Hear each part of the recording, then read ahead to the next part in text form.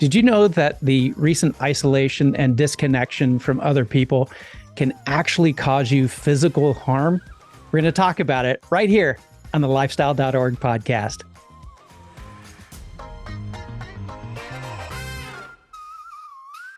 All right, I'm here with Drs Alona Pulde and Matthew Lederman. You've heard of them before if you've watched the documentary, read the materials on Forks Over Knives, which I'm a huge fan of.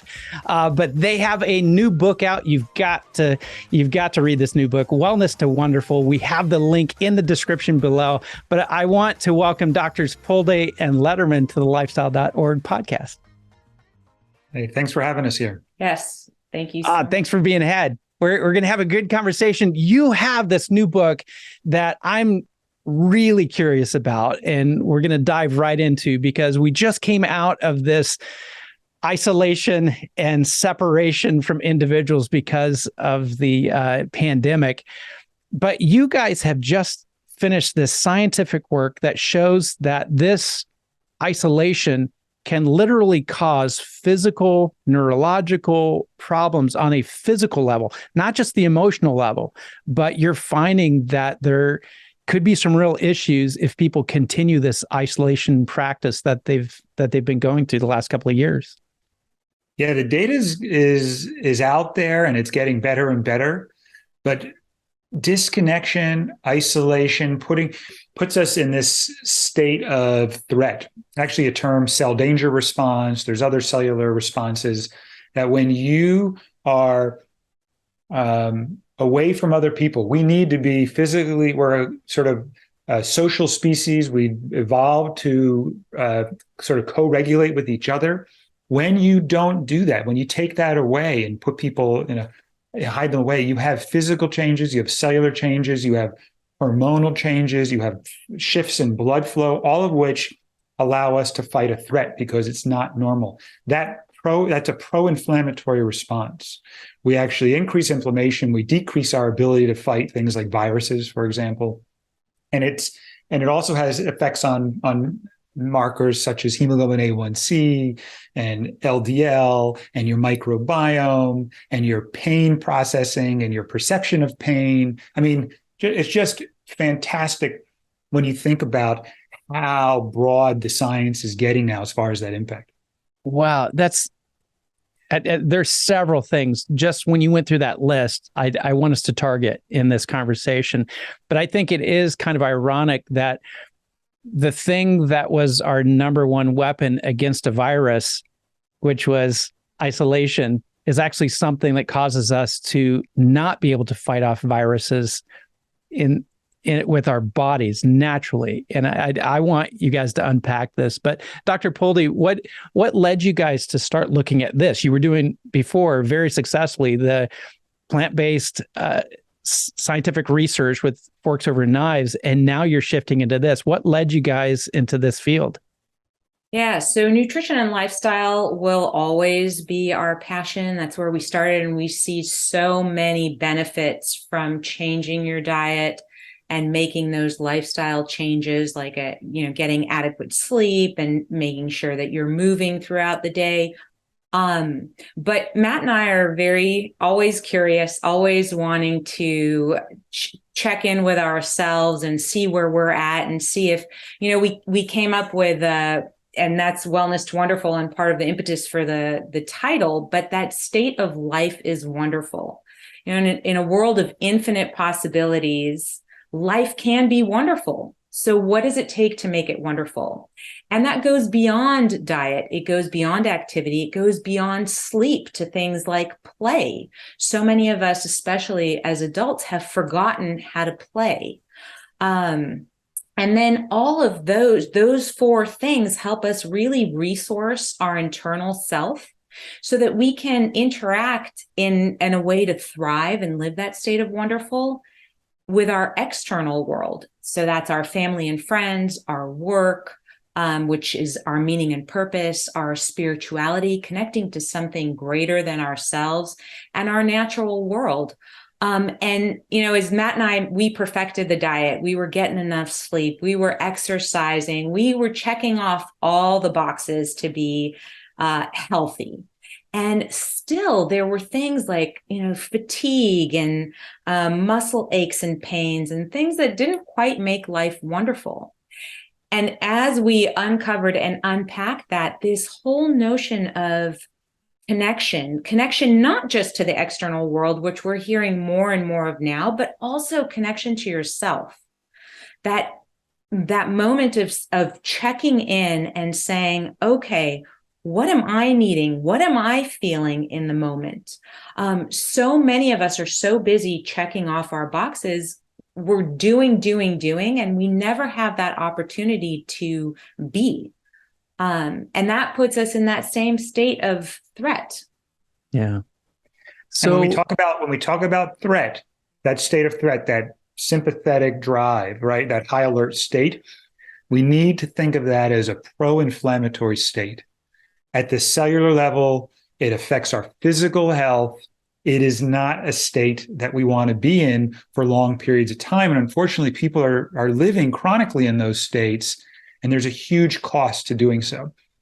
I've heard that in the past where, as time has continued, we used to be nomadic creatures.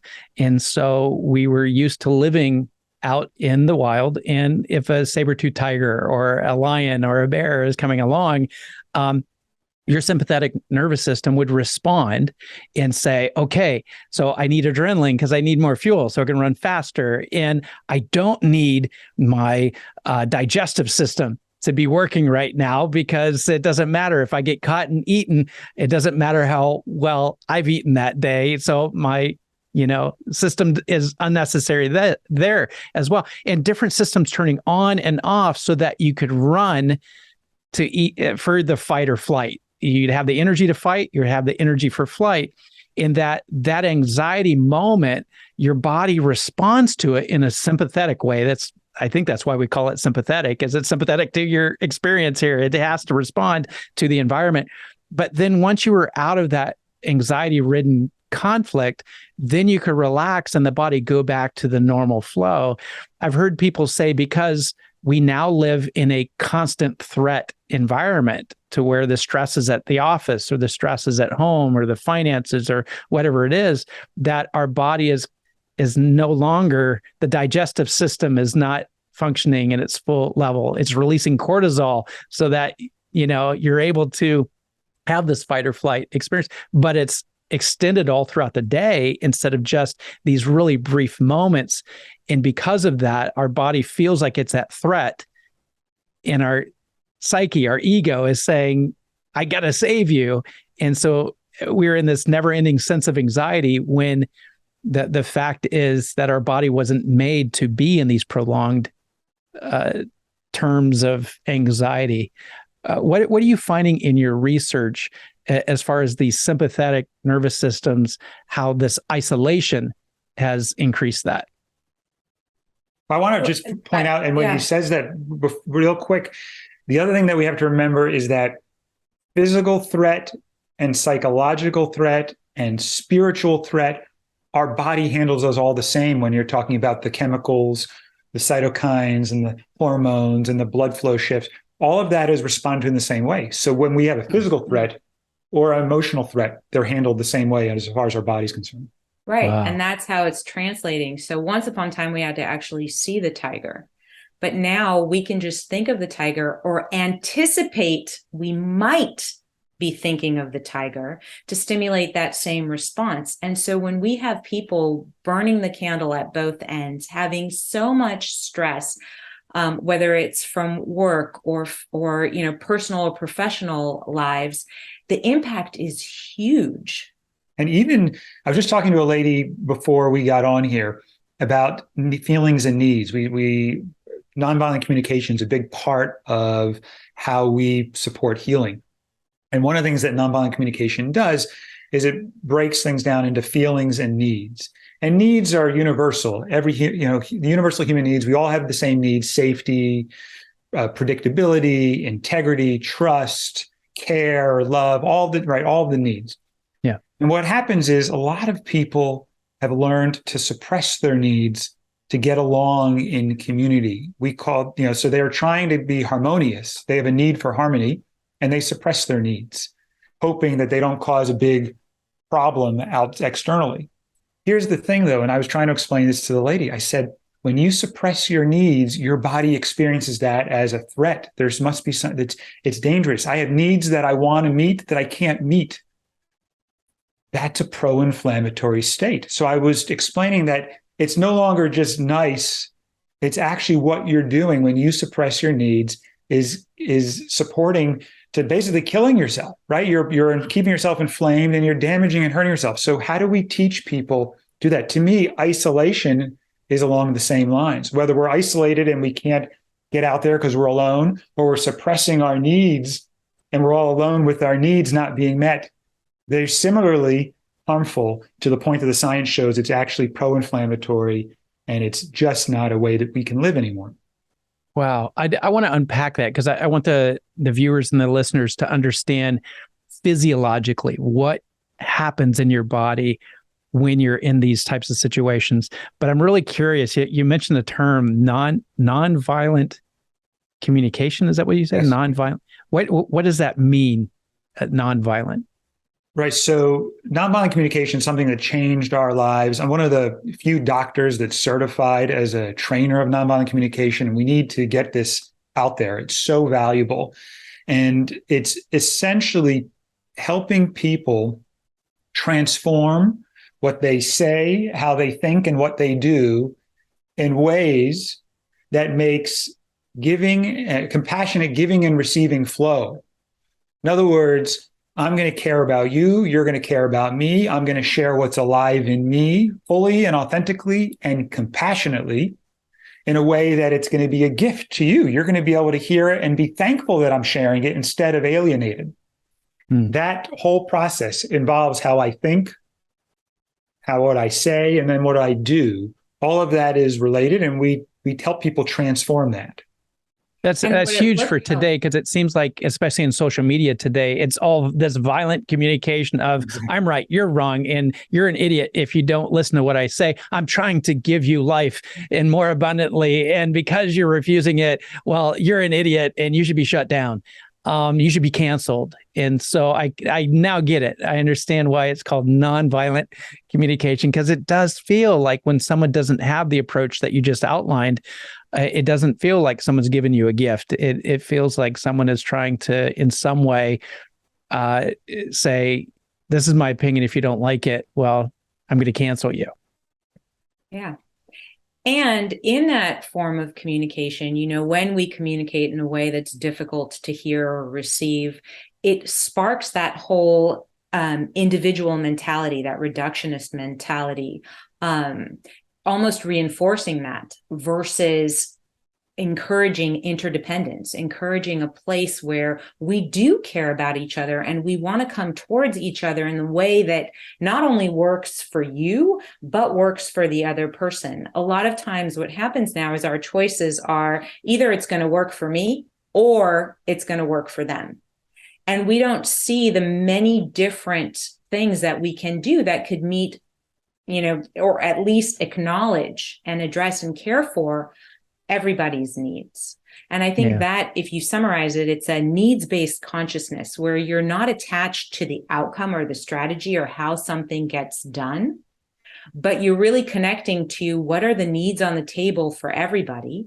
And then all of a sudden, the ways that you can meet those become really expansive. And it's trusting that if you do that, all the needs will get met. And maybe not in the exact way you came to the table, but they all get met in a way that better meets your needs, because I can't win if you lose. That's not meeting all my needs if I win and you lose. And that's the paradigm shift. Instead of right, wrong, should, shouldn't, good, bad, we shift to what are your feelings and needs and how can we care about everybody's? That's a big shift for people, but it really makes life wonderful, because how have we been taught to express our needs? By identifying who's wrong and who's to blame for it, and then taking action to make them stop, whether it's cancel. And when I try to make you stop, we talk about this with parents a lot. If I just say my focus is to get you to stop what you're doing, well, if everybody's doing what they can to meet their needs in that moment, then when I tell you to stop that, I'm basically saying your needs don't matter. And when I tell you your needs don't matter, you go into a defensive posture. We're much less likely to connect. We disconnect. That actually feels terrible in my body. I know it feels terrible in other people's bodies. And what's really fascinating now is we have data that shows that affects your physiology. That puts you into a cell danger response, right? So at the cellular level, it's harmful for you too. So now don't just do it because it feels nice. Do it because it's essential for your health. So walk me through, I'm fascinated by how the body follows the mind here. Yes. And in situations like you just outlined, what physiologically changes so people understand when they get themselves in these situations to where they either shut someone down or they're shut down themselves, what happens to their body physiologically? Right. So we have something called the polyvagal theory by Stephen Porges, really, really fascinating and helpful for people to read. We try to summarize some of it the best we can in Wellness to Wonderful. But I'm going to try and do like the 2-minute, elevator pitch. But it's essentially that we live in this state ready for threat. Our sympathetics are ready to go at all times because we don't want to have to turn on the sympathetics when the tiger comes. We want them ready. And then on top of that, we put something called the safety response. Think of it as like a safety brake that slows everything down and says everything's okay. When that safety brake is on, right, and that's what it's called polyvagals, or the ventral vagus branch, there's the dorsal vagus. The ventral vagus is sort of the safety brake. That innervates all these different organs in our body. Everything from our muscles around our eyes, muscles in our ears, muscles around how we move our neck, but also innervates all the organs in our viscera, like our gut. So in order for our gut to function and to digest, we need this safety brake on, and it's constantly saying, everything's cool, we're good. Keep digesting. As soon as we go into and it doesn't even have to be a thought. In fact, it's below thought. It's called neuroception. As soon as we get some stimulus that our body interprets as dangerous, it lifts up the brake. And our sympathetics are firing it off. Imagine lifting off the safety brake and the car just shoots out. And we are ready to fight that threat.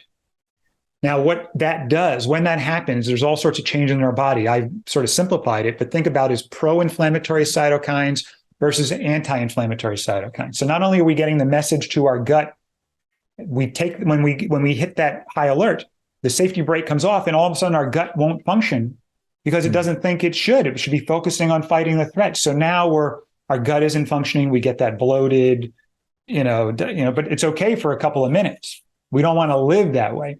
Also, when you take off that safety brake, we get pro-inflammatory cytokines instead of the anti-inflammatory cytokines that are coming on when your safety brake is on. We also, instead of getting hormones that are supporting rest and digestion and reproduction, we're getting adrenaline and cortisol preparing for fight, right? We also have shifts in our blood flow. Our brain, the blood goes to the back of our brain, which is very reactive, instead of the prefrontal cortex where we can actually connect with people. So when we go into that high alert state, it's actually harder to connect because our body is trying to look for threat. In fact, we'll hear frequencies that are more associated with danger.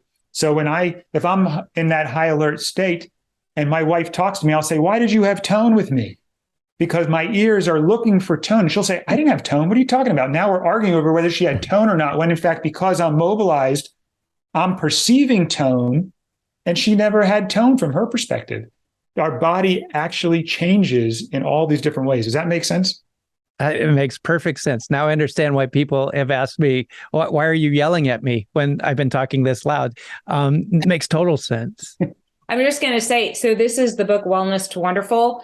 We do talk about it in the polyvagal chapter, but then it's really summarized in Appendix C, where they talk about what's the threat response versus the safety response in a variety of different organs in our body, so that you can actually start to see what is happening when we place ourselves in that mode of stress versus threat versus safety. It's so fascinating. Even at the mitochondrial level, which is like an organelle within a cell, the amount of oxygen consumed by the mitochondria in that cell differs based on whether that cell is in a high alert sort of danger response or it's in that sort of safety physiological state.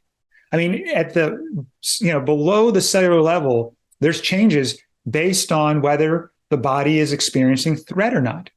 It's absolutely amazing. And if people understood this, they're just like, put it together, right? That science is there.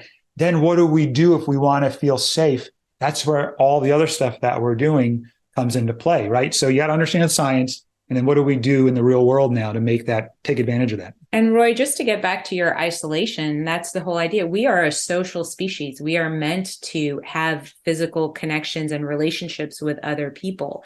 And so going into isolation, being alone, and not having that sends us from top to bottom, inside out to that state of threat. That's so huge. I noticed that the people who had to go through the isolation during the lockdowns, especially those that did not have family living in the same household, but they lived alone. Even to this day, I'm trying to help them, coach them into understanding that the world is not dying. We're doing okay. There are people that are going to stores and people that are going to large gatherings, going to churches, synagogues, and gatherings of people that are very positive and community-based functions, and they're not getting sick and dying. And yet it seems like we were locked down for a long enough period of time for people to shift their habitual behaviors to where now they're still locked in their house and scared to death. And they are, many of them, dealing with health issues that you've listed. What I'm extremely passionate about what you're doing is also based on when you guys released Forks Over Knives, you actually helped a large portion of our population to actually stop taking reactive medications to try to regulate some of the systems in their body for type 2 diabetes, for cardiac issues. How do you see this work, the Wellness to Wonderful, helping people also to address not having to take as many medications as they're taking for gut health, stomach, heart, all these parts of the sympathetic nervous system that really that medication can be alleviated if they address the core issue that started it all? Yeah, I think we've gotten very comfortable as a community to recognize that sleep, activity, nutrition all impact health positively. And our hope with Wellness to Wonderful is to introduce that connection is not a nice to have. It really is a need to have connection with ourselves and connection with the world around us. And it's equally important to getting adequate nutrition, activity, and sleep. Yeah, there was one study that looked at I talked about the cell danger response or the cellular response where you became worse inflammation and poor ability to fight viruses. Mm-hmm. If you connected with somebody virtually compared to connecting with somebody in person, that response was normalized in person, was not normalized virtually. Fascinating, right? So in other words, this Zoom face-to-face connection we had during the lockdown did not release the same.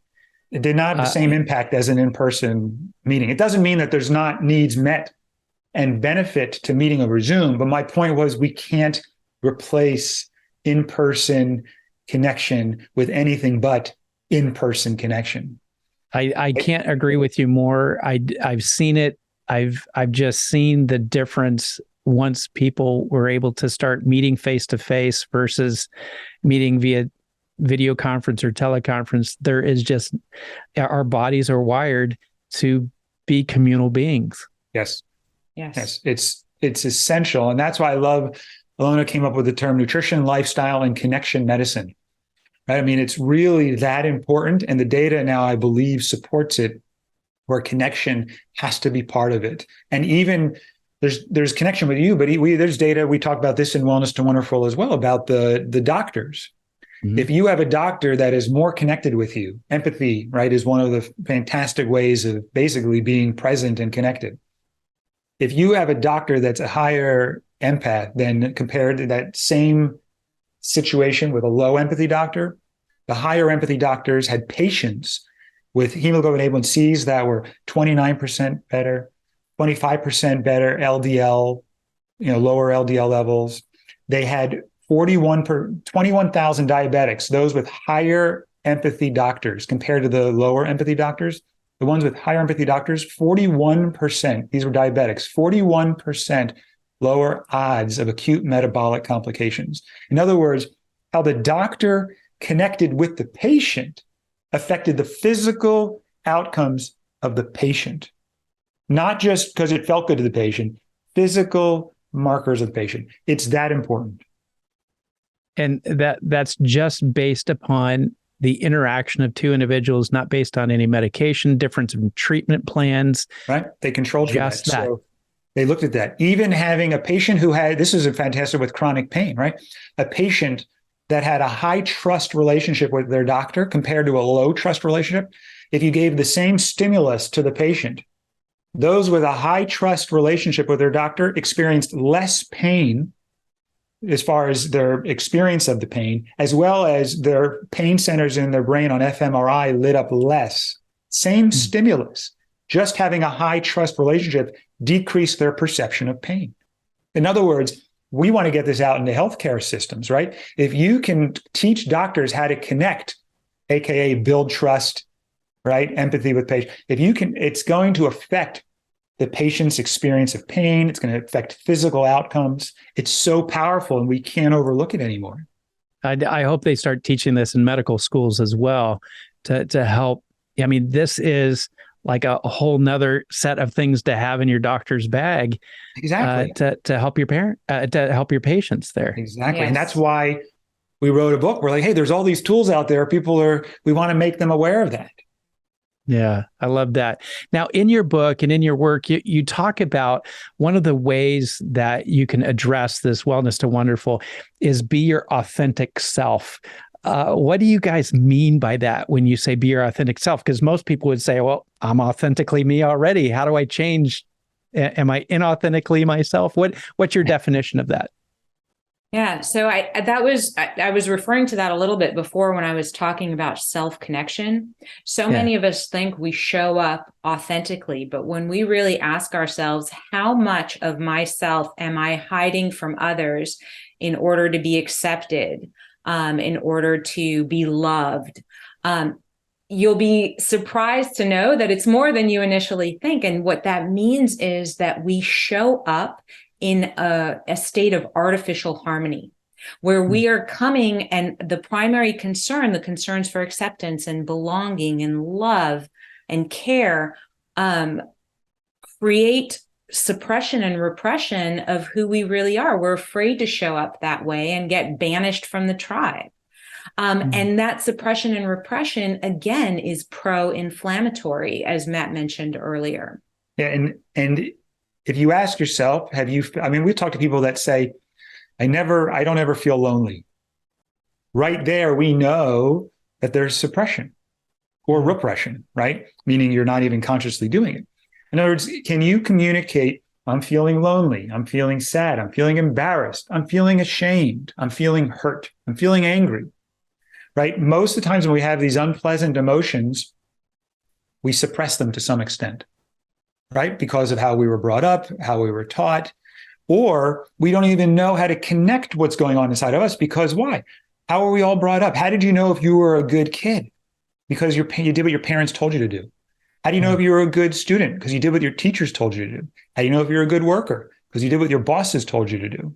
How do you know if you're a good husband? You did what your wife told you to do. No, I'm just kidding. But how'd that slip in there? No, but my point is that suppression or repression is we're just not even connected to what we want.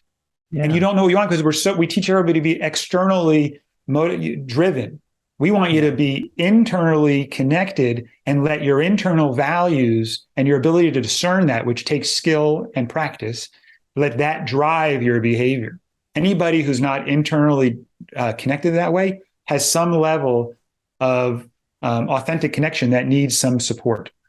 And a lot of times that comes back to, that's the beauty of and the strength and power of nonviolent communication. Is this is an example, right? Tonight, I don't want to make dinner. But what does that mean? Like, I say to my family, I don't want to make dinner. And their first thought is, what do you mean we're not going to eat?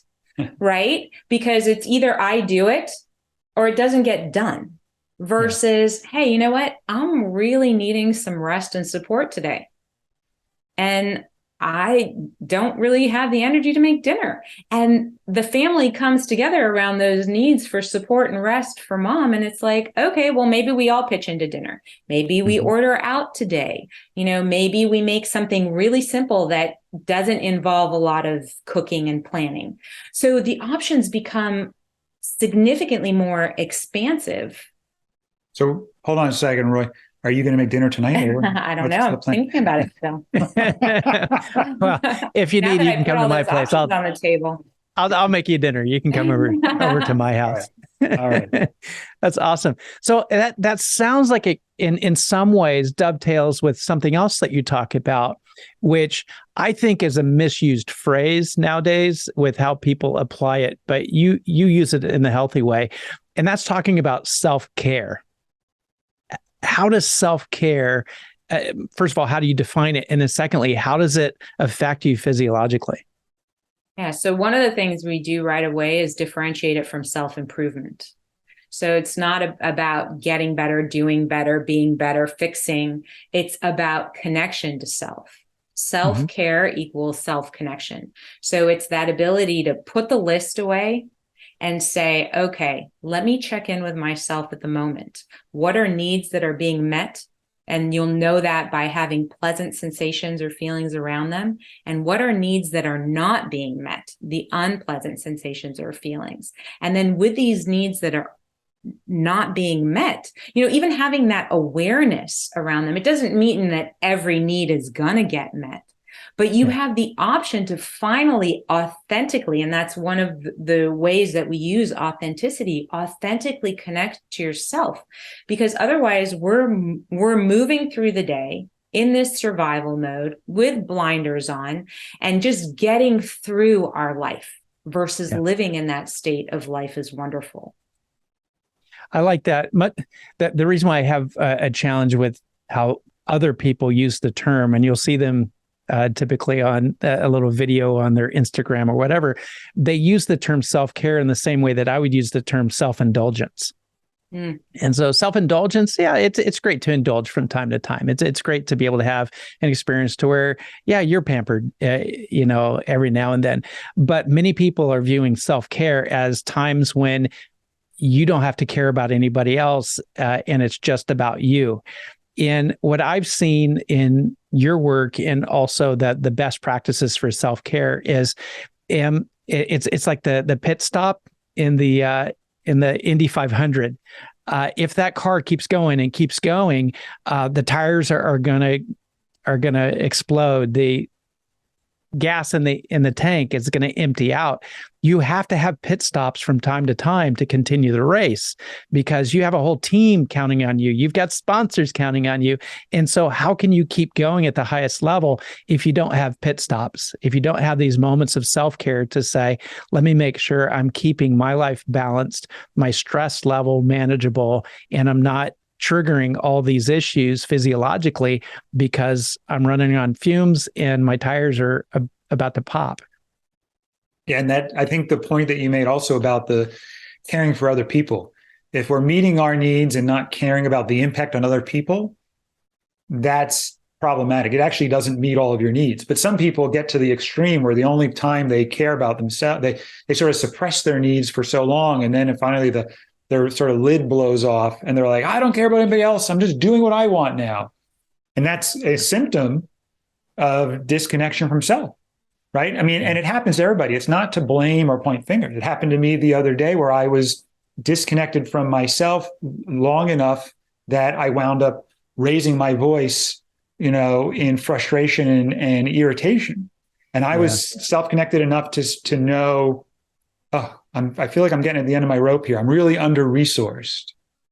But I didn't take action, which is part of the piece. So I made a mistake And if I took action, I could have done something that would have helped care for myself in that moment in a way that was also caring for everybody else. But when I failed to do that, 5 minutes later, I got pushed to the end of my rope. And then I expressed my frustration and irritation in a way that wasn't very caring. So actually caring for myself earlier would have met my need for care of everybody else later. Does that make sense? It had perfect sense. I see this. You guys speak of it in other, segments of your book as far as like what would the practices be of self-care, and I connect things maybe in a way that others and possibly you don't as well.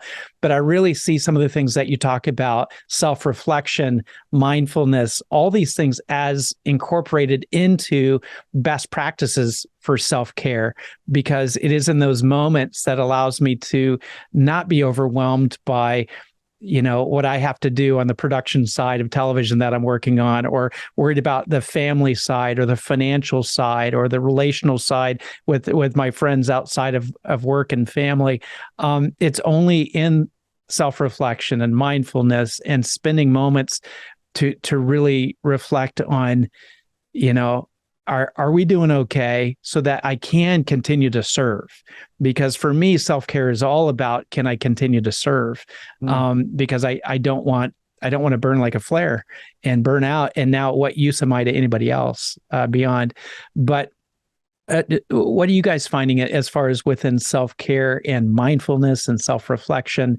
How are you connecting those things together? Absolutely resonate with that. That's part of the self-connection and mindfulness, self-reflection or reflection is the ability to actually tap in. We're really busy checking out. This is an invitation to really check in. And I think that's another thing that we don't realize. Like a lot of times we'll talk about needs met, needs not met. And we get the eye roll of like, well, we're not going to be able to meet all our needs, or what is it going to do to help me meet those needs or name those unmet needs? But what we don't realize is the toll that it takes from not even acknowledging that I have needs that are unmet. It's the building of resentment and anger and frustration, and all of that makes the world a dangerous place.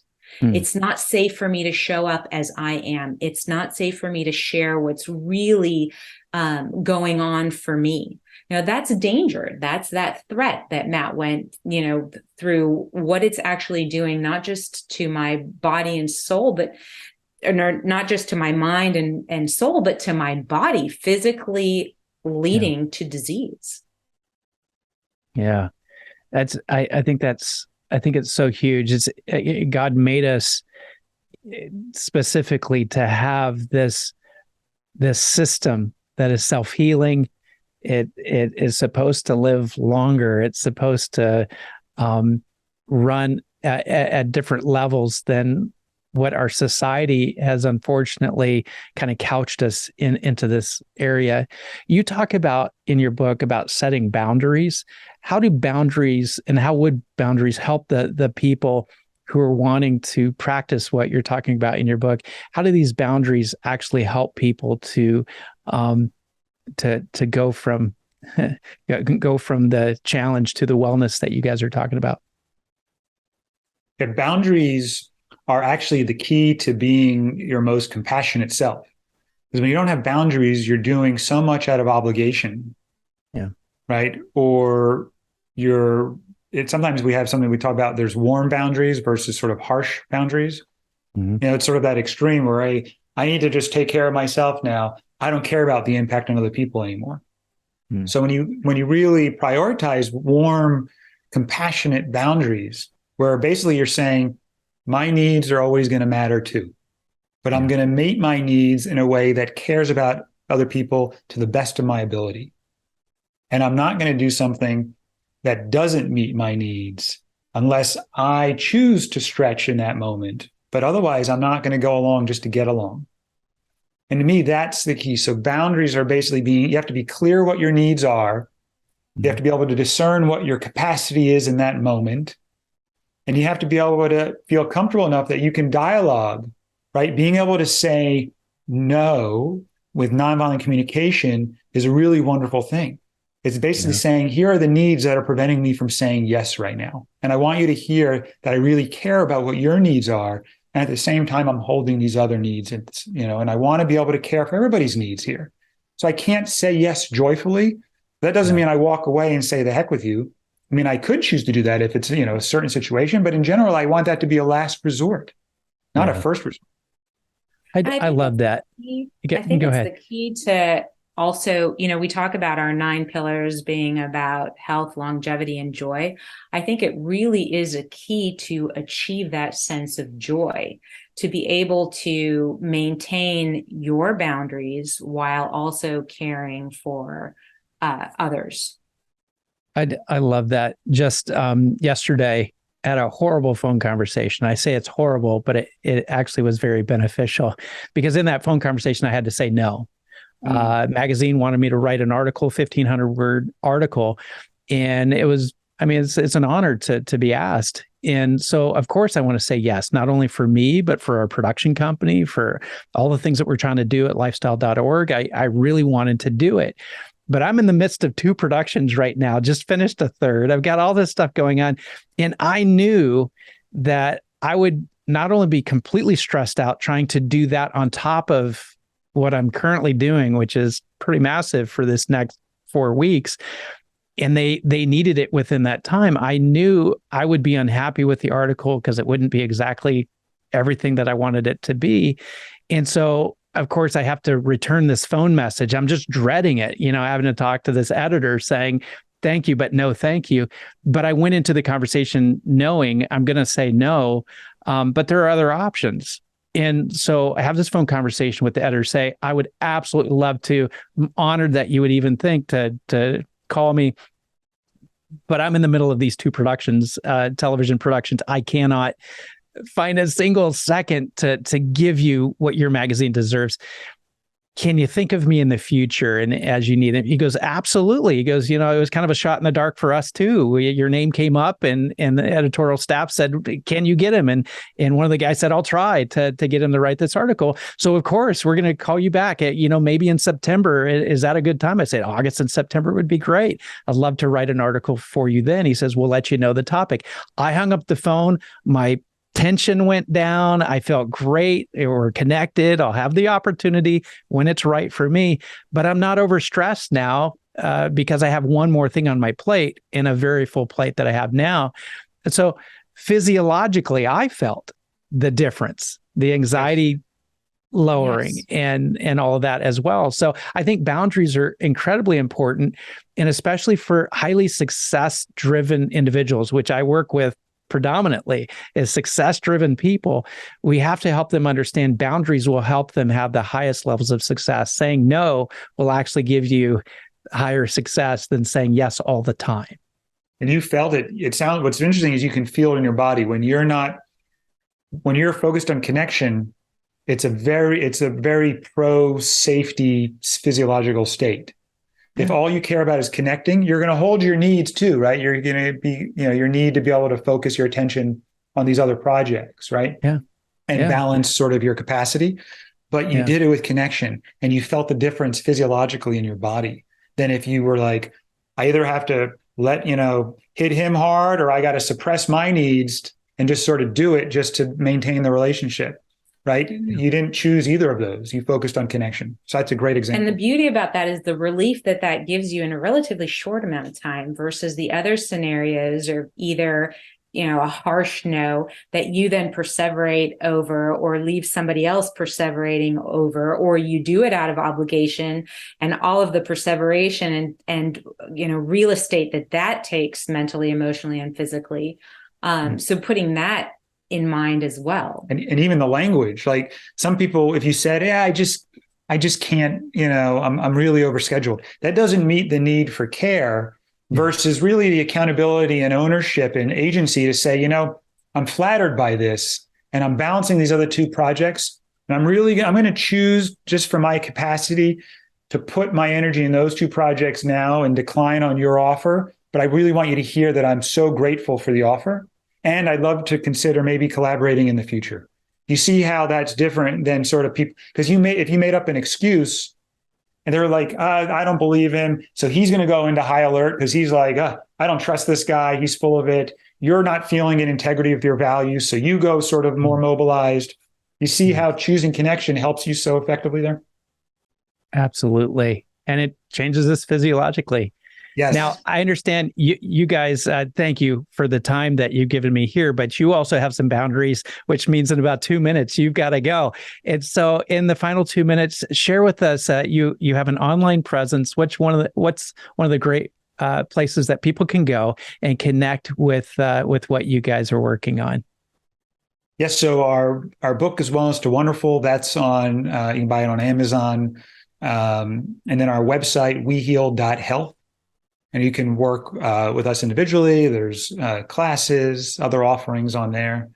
And we're just trying to get the word out about how important connection is.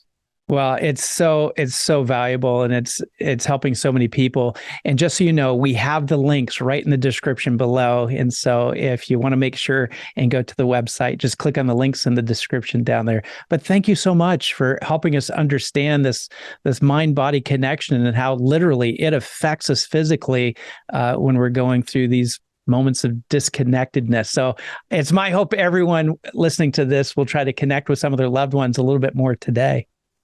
Yeah, we really appreciate that you're so open to this and that you just see the value of all of this, right? It's not that nutrition is not important. It's not that connection. It's all important. We got to put it all together, and really marvelous things can happen as a result. Yeah, absolutely. Just cherishing your resonance. Like that was so enjoyable to hear.